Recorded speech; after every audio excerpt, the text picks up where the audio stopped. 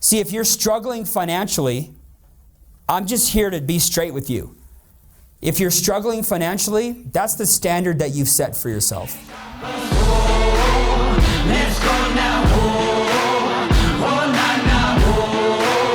Let's go now. Can't stop us.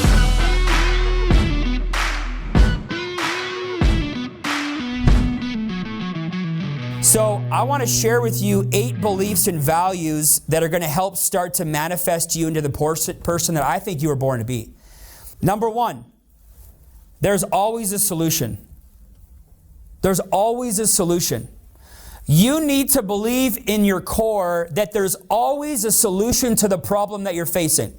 It might be in your business. It might be in your health. It might be in your mental health. You might be struggling right now internally like you've never struggled before. And you put on a brave face and you show up and you do what you can, but inside of you, you feel like things are starting to break down. You need to believe, if you want to have a world-class value system, you need to know in your core, there's always a solution. That's the first thing. The second thing is, never do tomorrow what you could do today. Never do tomorrow what you could do today. See, the world class never put things off until tomorrow. They don't. There's no hours of operation for a world-class belief system. See, world-class people understand the job is done when the job is done. Yes? The job is done when the job is done. Most of us like to leave things until tomorrow so that we can feel productive tomorrow. Because if I do everything today, I have nothing to do tomorrow. That's not a world-class belief system. World-class people get the absolute most done every single day, and they don't leave things until tomorrow. And their capacity to handle more things and do more things increases over time. Your capacity is like an elastic band. The more you stretch it, the more you grow, the less you put off, the more you can handle, the more teammates you can handle, the more issues that you can face, all those things. My third point. So these are 8 beliefs and values that'll serve you. Number 3, I got this one from Ed. This is what you need to believe. If my skill set is better than everyone else, I'll become the best. You need to believe, you need to start to believe if you develop your skill set like nobody else, you need to start to believe that you'll be the best. It's true in sports, and it's true in our business. See, it's not just about how talented you are right now, it's about how much you're committed to your craft. This is one of those things where you could be sitting here right now and you could have every reason not to win. Maybe you're too young. Maybe you came from a broken family. Maybe you suffer from depression. Maybe something else is going on. You know what? If you develop your skill set, Adam, better than anybody else, you'll win the biggest. That's the game. How much are you practicing? You know, most people do, they get by on talent. They're pretty good on the phone. They got a bit of charisma. They can monkey their way around the phone. They get a couple results. They convince themselves they're working hard, and they never get after their craft. When the lights are out and everybody's left the office, they're not sitting here practicing on the phone. They're not putting in the time. And that doesn't work in sports, does it? You can't fake your way to the Olympics, can you? You can't fake your way to the top in business either, especially here. My 4th point. I got this one from Steve Wozniak. Just the guy who started Apple. I called my buddy because we took a selfie.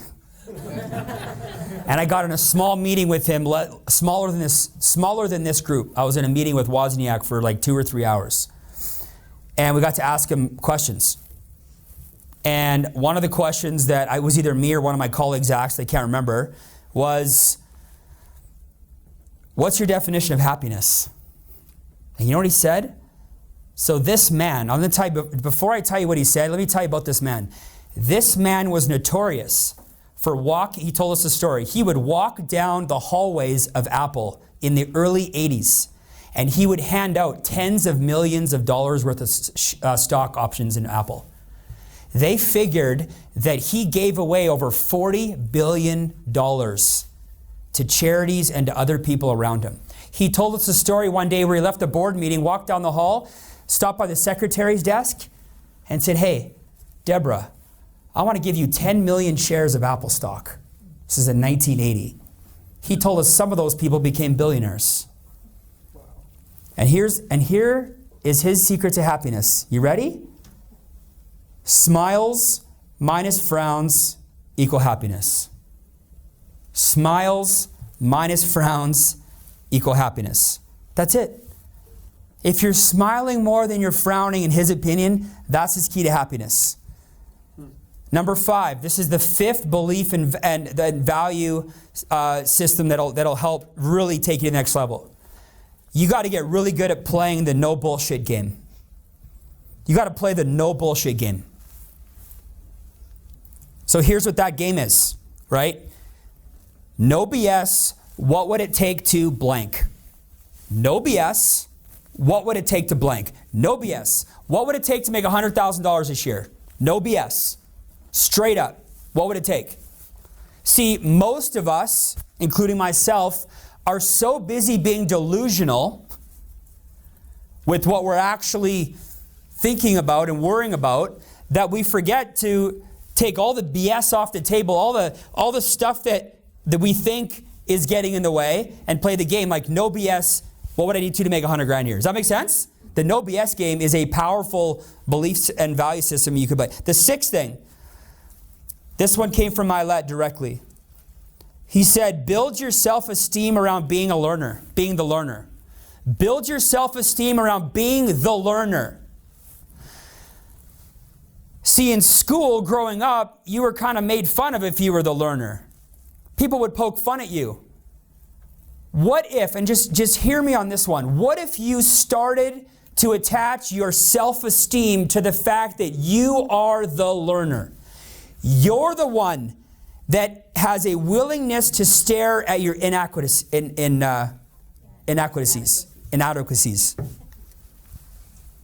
Willingness to stare at my inadequacies. When you decide that you're done learning, you've also decided to stop looking in the mirror at what your holes are, and you think you're the finished project. You think you've made it. But if you can start to build your self-esteem around being a learner, that'll serve you big time. Number 7, there's only 2 left.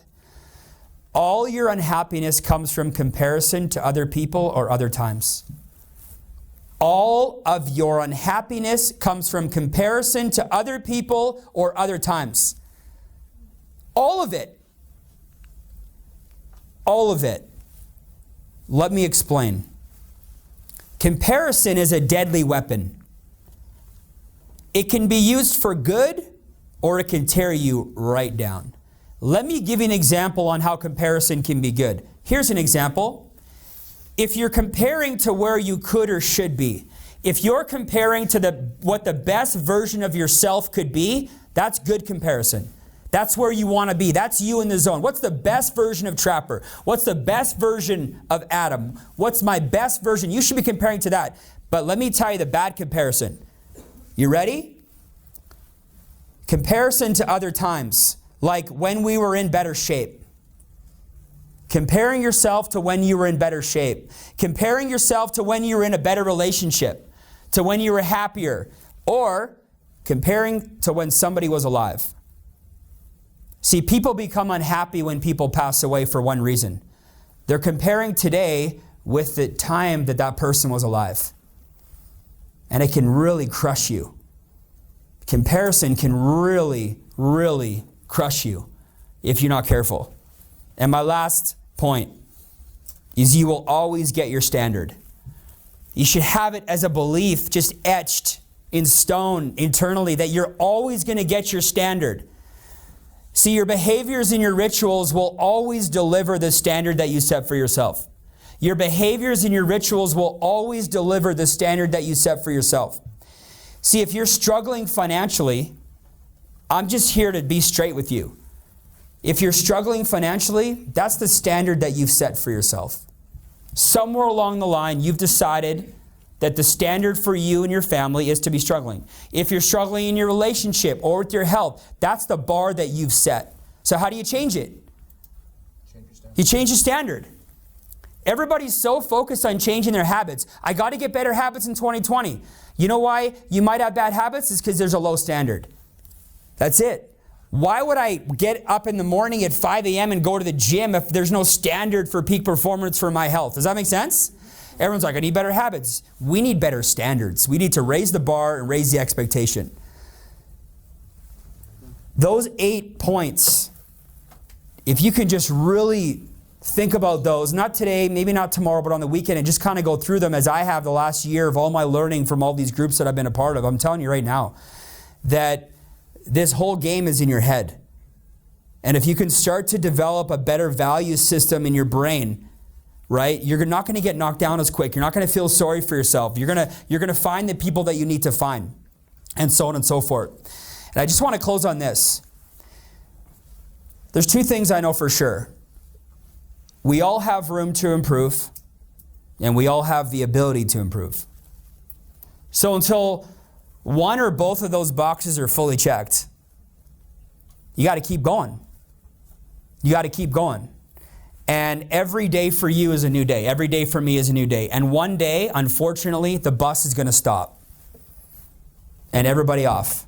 And for you, you don't know when that day's going to be. For me, I don't know when that day's going to be either. So here's what I know. Some days I'm going to lose. Some days I'm going to win. Some months are going to be great. Some months are going to be crap. I'm going to go through a bunch of crap. But if I can start to control my value system, my beliefs, what I feel that I'm worth, and so on, I'm telling you, the dips won't be as low. Does that make sense?